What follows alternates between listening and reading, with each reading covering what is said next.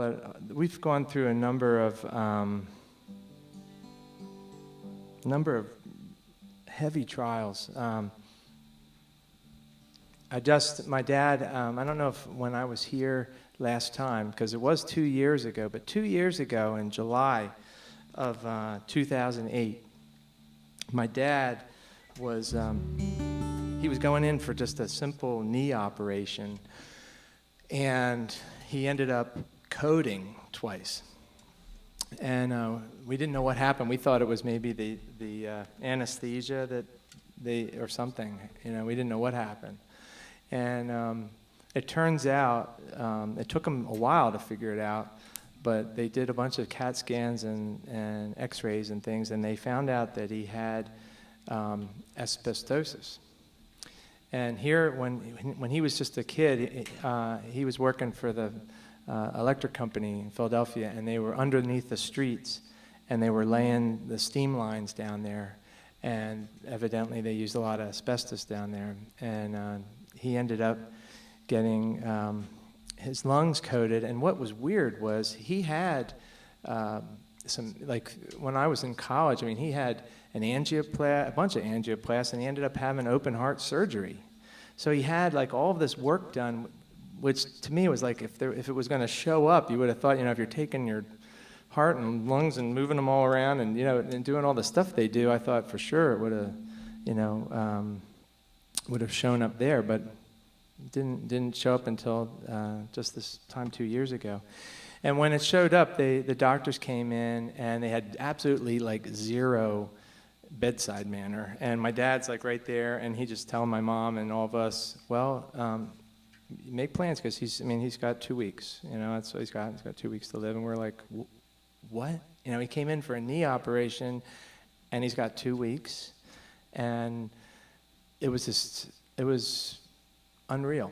And so we kind of, we went through every range of emotion, and he knows the Lord, so I knew, I didn't worry about whether the Lord would take him. It was just so brief. It was such a harsh, smack right between the eyes, and I wasn't ready for it, but my dad was a fighter, and he's a real, one of the things he taught me, and I don't know, I grew up in Connecticut. I don't know what this area, this is probably Patriot country up here, right? I guess. My dad was a staunch Eagles fan, and I was raised to be a staunch Eagles fan. And so we had, from the time I was little, season tickets to Franklin Field, and we were the guys that threw I hate to say it, threw the snowballs at Santa Claus and stuff. And it was, back then, Franklin Field just had benches, and it was bad. But anyway, my dad, those games were brutal. They were like, if you know anything about the Eagles' history, it's kind of like the way it was this year. It's like we always get to almost. Every year we kind of like almost, or maybe almost, and we never get to cross that line.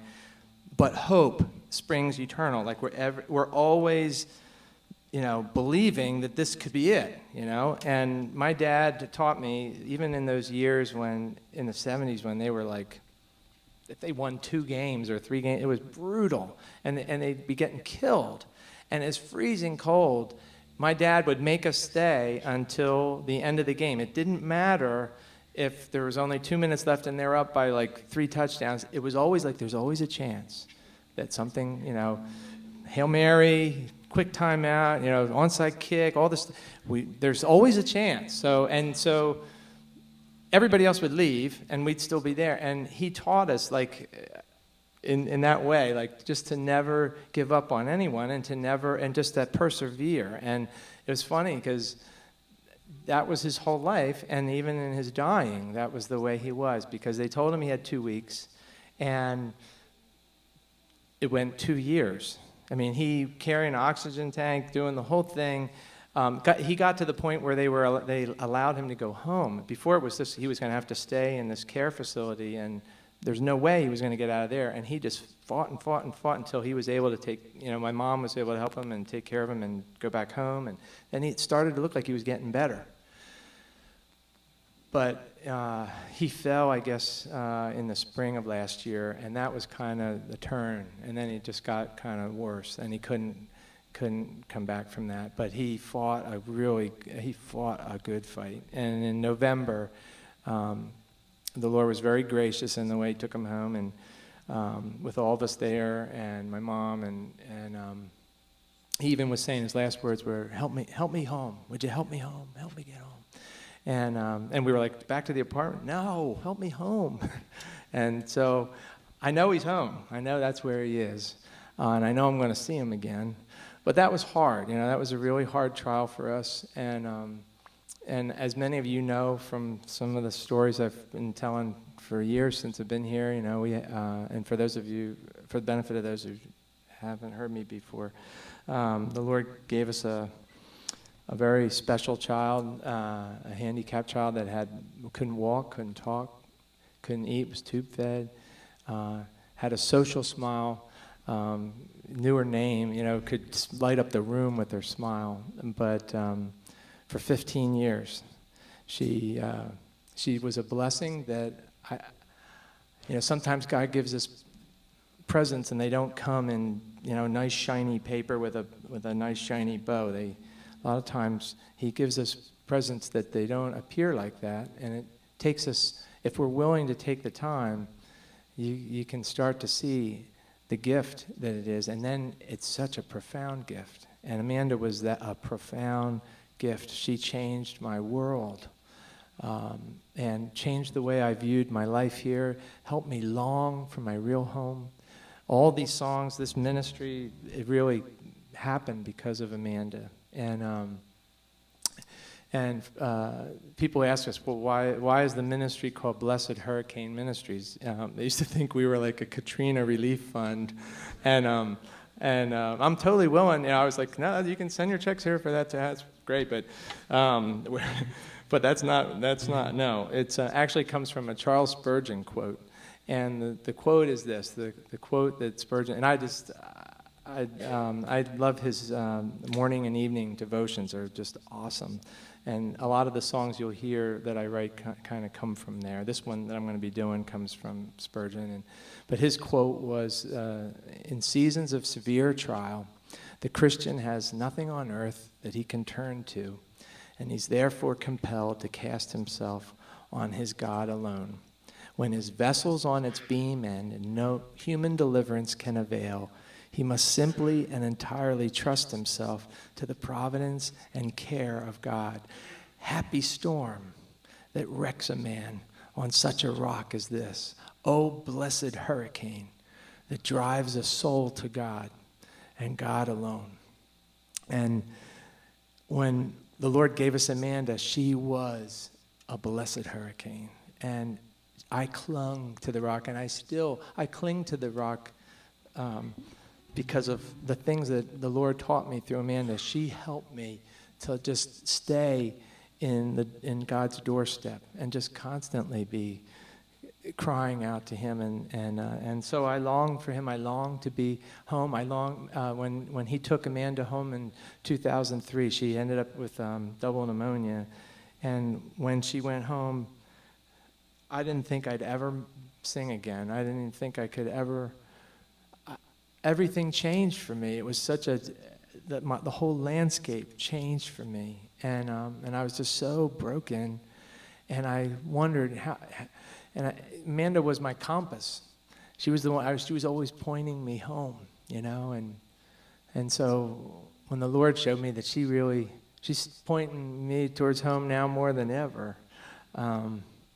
This hope that we've been singing of tonight, that's what we cling to. That's what we hold on to. He is the rock. And I just thank Him now for these blessed hurricanes that He brings into my life, because He helps me. He keeps me on a short leash, And this song comes from another Spurgeon. I forget what day. I think it was in August. I'd tell you so you could go look it up. But it's I want to sing it for you. I'm going to take a chance and hope I can remember all the lyrics. But it's if maybe some of you are going through your own blessed hurricane right now. Maybe you're facing something that looks just impossible, And I just want to encourage you that God is in it. He never, as someone has said, he never wastes an affliction. He never wastes these trials that we go through. They're for a reason, every single thing that we face. And when you can see him that way, and you can realize the character of God and how he loves you, and what he did for each one of us, and keep things in that perspective. This really is light and momentary, these trials that we go through. So this is a song just a reminder called For Us.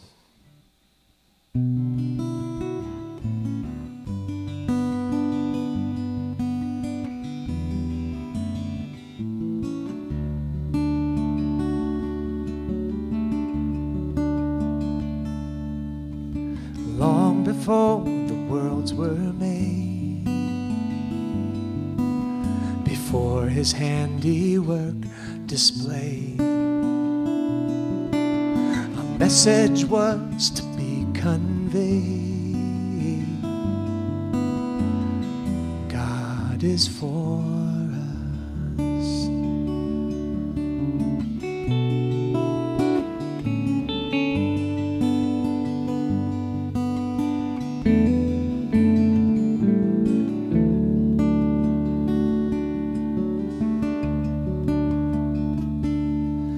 He was for us, ruined in the fall.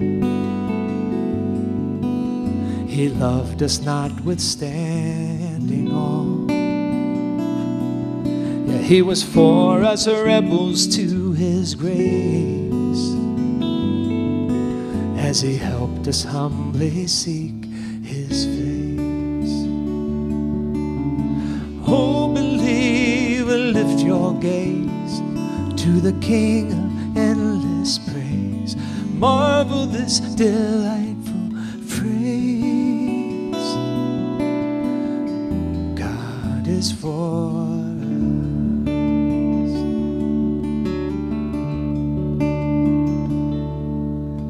us. Struggling with our doubts and sin, tempted from without, within.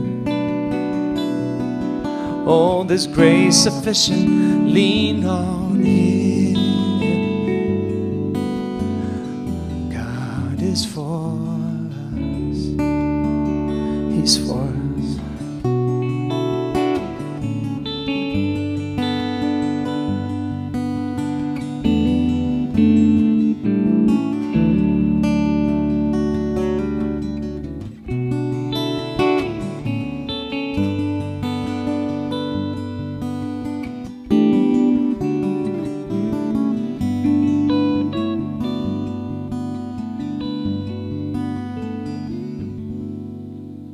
Now the only time he turned his back was to own each stripe from a Roman lash. He bore the full weight of holy wrath as he smote the only son he had.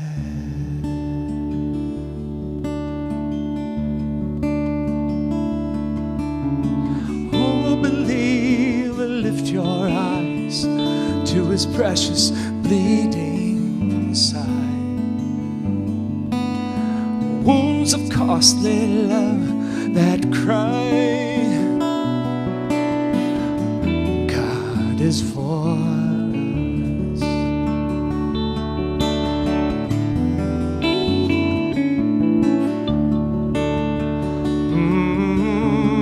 Oh, believer, lift your gaze to the King of endless praise. Yes, and marvel this delightful phrase. God is for us. God is for us. Oh, and let it sink in.